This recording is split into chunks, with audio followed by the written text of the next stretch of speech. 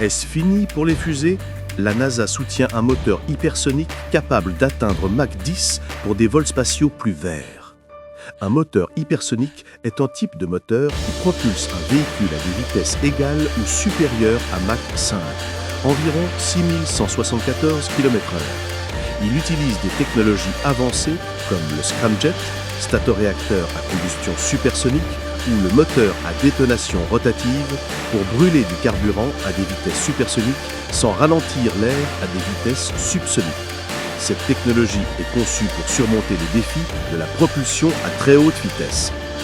Les chercheurs de l'Université de Virginie développent des moteurs scramjet innovants pour révolutionner la propulsion spatiale tout en réduisant l'impact environnemental des lancements. L'industrie spatiale est en pleine transformation, avec des perspectives de croissance impressionnantes. Selon PlanetScope, elle pourrait atteindre un chiffre d'affaires de 1006 milliards d'euros d'ici 2030. Cependant, cette expansion n'est pas sans conséquences.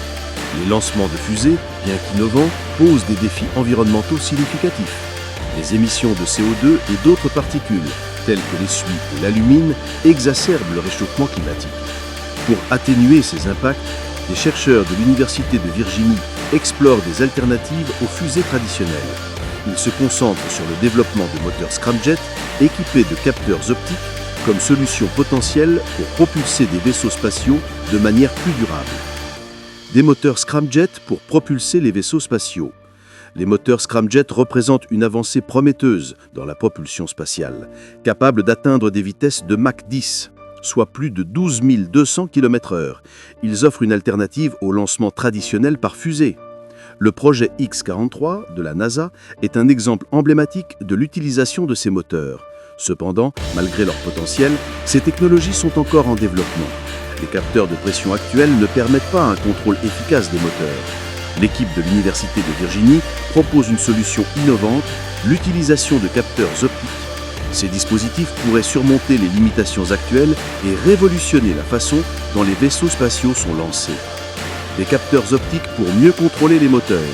Les entreprises maîtrisant la technologie des moteurs hypersoniques incluent GE Aerospace, Venus Aerospace, Anduril Industries, Castellion, Ursa Major et Hermeus aux États-Unis, ainsi que des acteurs européens et asiatiques comme Ariane Group en France et d'autres entreprises non spécifiées en Chine, Russie et au Japon.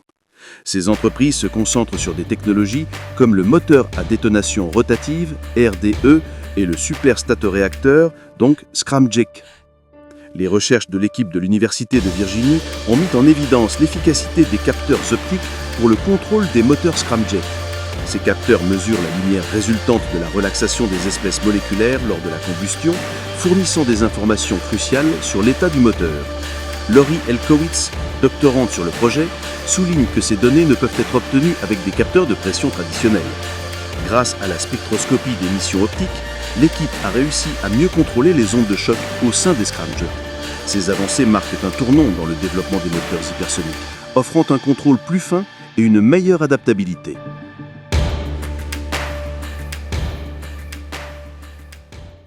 Les moteurs scramjet hypersoniques sont des moteurs à réaction conçus pour fonctionner à des vitesses hypersoniques, généralement entre Mach 5 et Mach 15, plus de 5400 km/h.